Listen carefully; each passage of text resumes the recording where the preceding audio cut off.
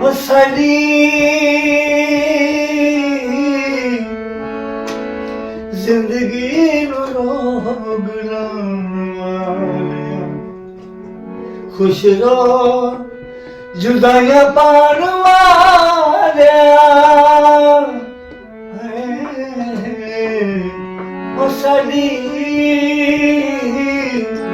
ਜ਼ਿੰਦਗੀ ਨੂੰ ਰੋਗ ਲਾਇਆ, ਲੱਖਾਂ ਮੇਰੇ ਮਨ ਟੁੱਟੇ ਇੱਕ ਤੇਰੇ ਮਾਣ ਤੇ।